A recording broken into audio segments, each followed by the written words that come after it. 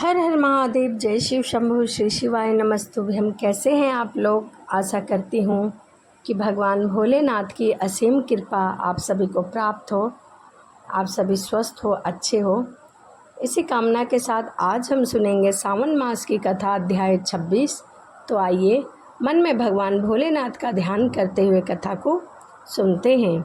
ईश्वर बोले, हे सनंत कुमार, सावन मास में अमावस के दिन जो करनीय है उसको तथा प्रसंगवश जो कुछ अन्य बातें मुझे याद आ गई हैं उसको भी मैं आपसे कहता हूँ। पूर्व काल में अनेक प्रकार के महान बल तथा पराक्रम वाले जगत का विध्वंस करने वाले तथा देवताओं का उत्पीड़न करने वाले दुष्ट दैत्यों के साथ मेरे अनेकों युद्ध हुए। मैंने शुभ वृषभ अर्थात नंदी का आरूढ़ होकर संग्राम किया, किंतु महाशक्तिशाली तथा महाप्रकर्मी उस वृषभ ने मुझको नहीं छोड़ा।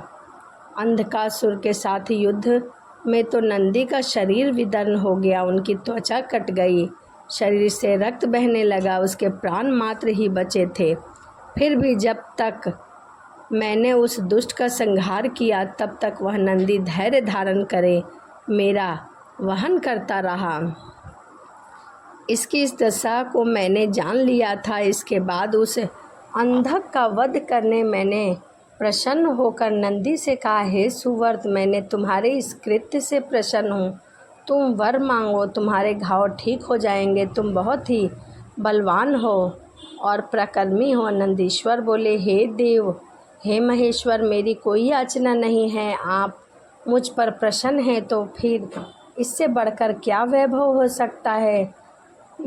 तदापि हे भगवान, लोकों प्रकार के लिए मैं मांग रहा हूँ। हे शिव, आज सावन मास की अमावस है जिसमें आप मुझ पर प्रसन्न हुए हैं। इस तिथि में गाय सहित उत्तम मिट्टी से निर्मित वृषभों की पूजा करनी चाहिए। आज अमावस के दिन जन्म लेना कामधेनु तुल्य होता है, अतः इस तिथि में वर प्रदान करने कि यह अमावस्या वंचित फल देने वाली हो। आज के दिन भक्ति पूर्वक प्रत्यक्ष वृषभों तथा गायों की पूजा करनी चाहिए। गेरू और धातुओं से प्रयत्न पूर्वक उन्हें भूषित करना चाहिए। उनके सींग पर सोना चांदी आदि के पत्र गढ़कर रेशम के बड़े बड़े गुच्छे को भी सींग पर बांधे अनेक प्रकार से उन्हें सजाकर उन्हें सुंदर वस्त्र से ढककर मनोहर करना चाहिए। आहार के रूप में सरसों, तिल, खली आदि अनेक प्रकार के अन्न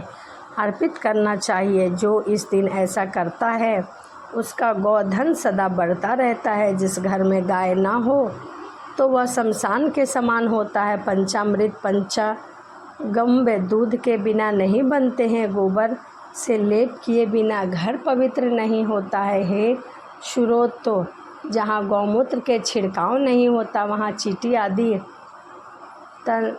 तंतुओं का उपद्रव विद्यमान रहता है। हे महादेव, दूध के बिना भोजन का रस ही क्या। हे प्रभु, यदि आप मुझ पर प्रसन्न हैं तो मुझे यही वर दे। सनंत कुमार बोले, नंदी का ऐसा वचन सुनकर मैं बहुत प्रसन्न हुआ। मैंने कहा, हे वृषश्रेष्ठ, जो तुमने मांगा है यह सब हो जाए। हे नंदी, इस दिन का जो भी मांगे वह सब पूर्ण हो जाए। मैंने इस प्रकार नंदी की मनोकामनाएं पूर्ण की और नंदी बहुत खुश हुआ। जो वृषभ किसी के द्वारा कहीं भी किसी कार्य में प्रयुक्त नहीं होता जाता है और तृण खाता हुआ तथा जल पीता हुआ जो शांतिपूर्वक विचरता रहता है वह महान वीर बलशाली होता है, उसे पोल कहा जाता है। अतः हे नंदी, उसी के नाम से यह दिन पोला नाम वाला होगा। इस दिन अपने इष्ट बंधुओं के साथ महान उत्साह करना चाहिए। हे वत्स, मैंने इस दिन के श्रेष्ठ वर प्रदान किए, अतः लोगों के द्वारा श्रेष्ठ दिन को पोला नाम वाला कहा जाएगा और यह दिन लोगों की मनोकामनाएं पूर्ण करने वाला होगा। यह 10 दर्भ होते हैं, ब्रह्मा जी के साथ उत्पन्न होने वाले तथा ब्रह्मा जी की इच्छा को प्रकट होने वाले। हे दर्भ, मैंने सभी पापों का नाश किया, कल्याणकारक होइए। इस प्रकार से पूजा करना चाहिए। ब्राह्मण के लिए 4 कुश पत्रों का पवित्रक बनाना चाहिए और अन्य वर्णों के लिए क्रमश 3, 2 और 1 दर्भ का पवित्रक कहा गया है, अथवा सभी वर्णों के लिए 2 दर्भों का ग्रंथि युक्त पवित्रक होता है। यह पवित्रक धारण करने के लिए होता है, इसे मैंने आपको बता दिया है। उत्पवन हेतु सभी के लिए 2 दर्भ उपयुक्त होता है। 50 दर्भों से ब्रह्मा और 25 दर्भों से विष्टर बनाना चाहिए। आचमन के लिए हाथ से पवित्रक को नहीं निकालना चाहिए। विकर के लिए पिंड देने तथा अग्न्योकरण करने के साथ और पाद देने के पश्चात पवित्रक का त्याग कर देना चाहिए। दर्भ के समान पुण्यप्रद, पवित्र और पापनाशक कुछ भी नहीं है। देवकर्म तथा पितृकर्म यह सब दर्भ के अधीन है। इस प्रकार ये दर्भों को श्रावण मास की अमावस के दिन ही करना चाहिए, इससे इनकी पवित्रता बनी रहती है। श्रावण मास की अमावस का वर्णन क्या किया जाए। हे सनंद कुमार, श्रावण मास की अमावस के दिन जो कृत्य होता है उसे मैंने कह दिया। श्रावण मास में जो भी करनी है उसे भी मैं आपसे कहता हूँ।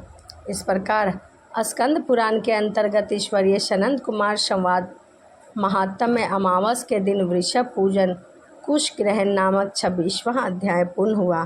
तो यहीं श्रावण मास की कथा अध्याय 26 यहीं समाप्त होता है। तो चलिए वीडियो को यहीं समाप्त करते हैं और मिलते हैं अगली वीडियो में। सभी को हर हर महादेव, जय शिव शंभु, श्री शिवाय नमस्तुभ्यम।